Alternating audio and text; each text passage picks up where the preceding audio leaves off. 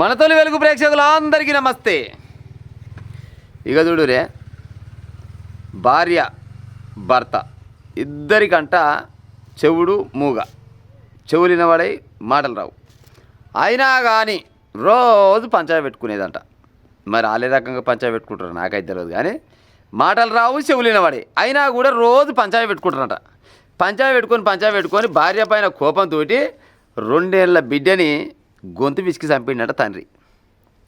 చూడురిగా మరి ఏం పంచాయతీ పెట్టుకోవచ్చు, ఎక్కడ పంచాయతీ పెట్టుకోవచ్చు. వీళ్ళు మాటలు వస్తానన్నా పాడయి, నువ్వు ఇది లేకపోతే అట్లా ఇట్లా అని ఏదన్నా మాట్లాడుకొని పంచాయతీ పెట్టుకుంటారు. ఇద్దరికి మాటలే రాకపోయా, ఇద్దరికి చెవులిన వాడపాయ, ఇంకా కూడా రోజు పంచాయతీ అన్నట. మరి ఎలాంటి పంచాయతీ ఉంటుందిలా? భార్యపై కోపంతో ఓ తండ్రి తన 2 ఏళ్ల కుమార్తెను ఊపిరాడకుండా చేసి హతమార్చాడు. ఈ ఘటన యాదాద్రి జిల్లానేనా?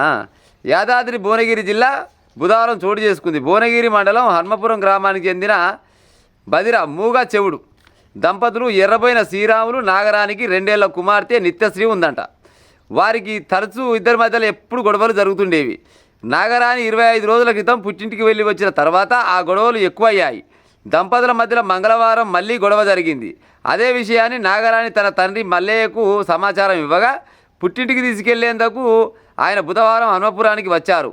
కుమార్తెను తన భార్యతో పాటు తీసుకెళ్లడం ఇష్టం లేని శ్రీరాములు నిత్యశ్రీని తన ద్విచక్ర వాహనంపై గ్రామ శివారులోకి తీసుకెళ్లి ఊపిరాడకుండా చేసి హతమార్చాడు. అనంతరం భువనగిరి రూరల్ పోలీస్ స్టేషన్లో లొంగిపోయాడు. నిత్యశ్రీ తాత కుట్ల మల్లయ్య ఫిర్యాదు మేరకు కేసు నమోదు చేసినట్లు పోలీసులు తెలిపారు.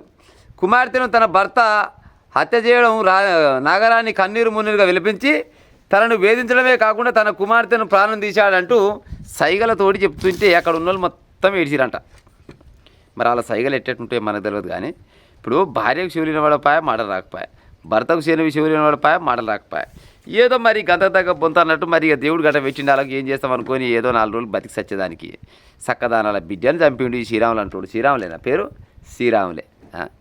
ఏం కట్టకపోతుండొచ్చు. ఇక ఇప్పుడు అన్ని అందాల తెలుగు ఉంటే 4 దెబ్బలు వేసినా వేస్తారు పోలీసు వాళ్ళు. ఏం కాత ఎట్ల లెక్క అని అడుగుతారు.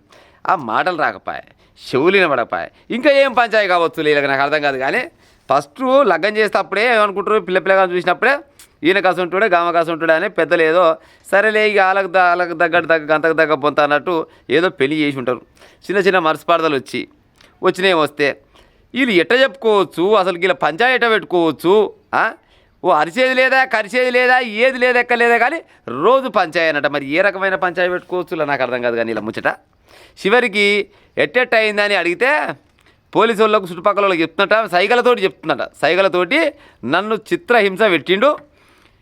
చిత్రహింస పెడితే నా తల్లిగారింటికి పోదామని మయ్యకు నేను సమాచారం అందిస్తే మయ్య వచ్చి నన్ను కొనబోదాం అంటుంటే బిడ్డని బలవంతం చేసి లాక్కొని పోయి ఊరవతలు కొనబోయి ఉత్తపుణ్యానికి గొంతు పిసికి చంపిండు అని ఆమె సైగలతోటి చెప్పిందట. ఆ సైగలతోటి చెప్తప్పుడు చుట్టుపక్కల ఉన్న వాళ్ళు మొత్తం చాలా బాధతోటి కన్నీరు మున్నీరు అయ్యారట. అవునా శ్రీరాములు? ఇక గట్టిగా మాట్లాడాలంటే నీలాంటి వాళ్ళకు నీలాంటి ఇప్పుడు దేవుడు పెట్టిన నువ్వేం చేస్తావు, కానీ ఇటువంటి వాళ్ళకు దాదాపుగా పెళ్ళిలే కావు. ఇక అయినా అంటే ఏదో ఇక అదృష్టం అనుకొని ఎట్నో బతకాల సావాలి, కానీ పాడైపోను. మీకు పుట్టిన బిడ్డని మీరిద్దరు పంచాయతీ పెట్టుకొని పుట్టిన బిడ్డ ఏమన్నది?